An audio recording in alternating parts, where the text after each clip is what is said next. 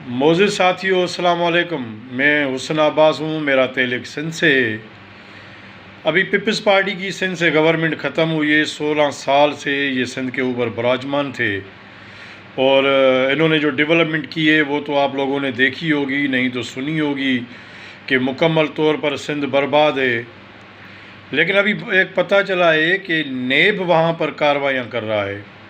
जितने भी करप्ट लोग हैं, चाहे वो ब्यूरोक्रेट्स हैं, सियासतदान हैं या निजी कारोबारी लोग हैं जो रिश्वतखोरी और करप्शन में मुलवस हैं, ज़ख़ीरा अंदोज़ी में मुलवस हैं, उनके ख़िलाफ़ नेब जो है वो कार्रवाइयाँ कर रही हैं।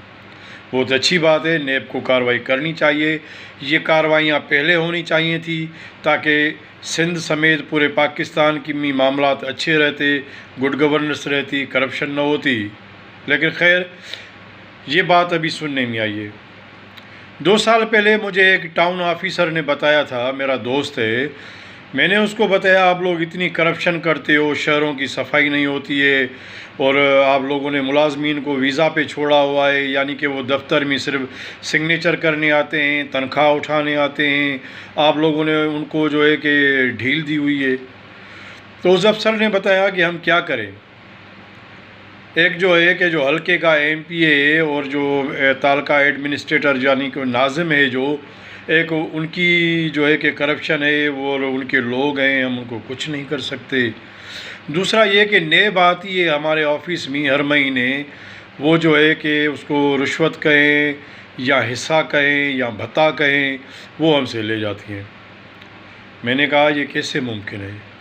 उसने कहा कि एक नेब ऑफिसर सखर से आया था और उसने कहा कि भाई तुम इस सीट पे बैठे हो, शहर में सफाई नहीं है और मुकम्मल तौर पर करप्शन है म्यूनसिपल के अंदर, तुम हमें हिस्सा दे दो। तो उसने कहा कि हम पहले हिस्सा नेब का निकालते हैं, उसके बाद हम दूसरा हिस्सा एंटी करप्शन का निकालते हैं, तीसरा हिस्सा जो हम पीपल्स पार्टी के जो ताकतवर लोग हैं उनका हिस्सा निकालते हैं, चौथा हिस्सा हम मीडिया का निकालते हैं। तो ज़ाहिर है फिर काम भी तो ऐसे ही होंगे। और ये सूरत हाल पूरी सिंध में है। एक वापडा का एक लाइन सुपरिटेंडेंट था, एक लाइन सुपरिटेंडेंट जो आजकल वो इंजीनियर बन गया है और वो सिर्फ नेब को पालता था।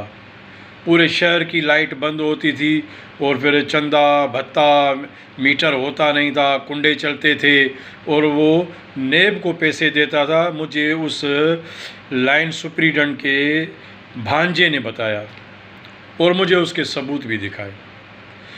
अब हैरानगी की बात नहीं है इसमें, क्योंकि सिंध में इतनी बड़ी करप्शन हो रही है और वो भी सरकारी जो इदारे हैं यानी कि नेब, एंटी करप्शन, एफआईए, उनके नाक के नीचे हो रही है। तो जाहिर है कि उनकी तरफ हिस्सा जाता होगा ना। भला ये कैसे मुमकिन है कि इलाके में चोरियां होती हों और एसएचओ को हिस्सा न जाता हो, कोई चोर भी गिरफ़्तार न हो, कोई डाकू भी गिरफ़्तार न हो, लोग भी उठाए जा रहे हैं, लोग मारे जा रहे हैं, डकैतियाँ हो रही हैं, लूटमार हो रही है। तो जाहिर है ये रियासत के इदारे उनसे मिले हुए हैं। और करप्शन की जो तारीख़ है सिंध में, खुसूसन मुशर्रफ साहब के दौर के बाद जो करप्शन सिंध में जो परवान चढ़ी है, उसकी अंत हो गई है। अब नेब कार्रवाइयाँ कर रही हैं, अब पता नहीं ईमानदारी से कर रही हैं या कोई खाना पूरी कर रहे हैं या लोगों को मैसेज दे रहे हैं या किसी को मैसेज दे रहे हैं कि जी हम कार्रवाइयाँ कर रहे हैं। मुझे बहरहाल इसमें कोई इतनी वो नहीं लग रही कि नेब कोई ईमानदारी से काम करेगा। हो सकता है फ़ौज का जो सिपह सालार है, सादात है, एक हो सकता है वो चाह रहा हो कि मुल्क ठीक हो, करप्शन ख़त्म हो। ज़ाहिर है उंगलियां तो उठती हैं इस्टेब्लिशमेंट के ऊपर। सिंध के लोग तो खुसूसन समझते हैं कि जितनी भी सिंध में करप्शन लूटमार हो रही है वो इस्टेब्लिशमेंट के आशीर्वाद से हो रही है। नेब के बारे में ये राय है सिंध के अंदर, एंटी करप्शन जो डिपार्टमेंट है वो मुकम्मल करप्ट डिपार्टमेंट है सिंध का। उसमें पीपल्स पार्टी के लोग बैठे हुए हैं जो करप्शन करते हैं, वहाँ पर बदलियाँ मुकर्रियाँ उनके हुक्म पर होती हैं। तो ज़ाहिर है एंटी करप्शन ने क्या कार्रवाई करनी है। सिंध की अदालतों का हाल तो ये है कि आज तक किसी मुजरम को कोई सज़ा नहीं आई, न किसी रेपिस्ट को सज़ा आई है, न किसी किलर को आई है। मासूम लोगों के कातलों को आज भी सज़ाएं नहीं आती। बहरहाल नेब कार्रवाइयाँ कर रहा है। अब वो हिसाब बढ़ाने के लिए कार्रवाई कर रहे हैं या वाकई ईमानदारी से वो कार्रवाइयाँ कर रहे हैं। लेकिन सिंध के अंदर जो बहुत बड़ी लूटमार हुई है, मैं समझता हूँ उसका अगर उसकी पकड़ की जाए ना तो भी पाकिस्तान का कर्जा उतर जाएगा।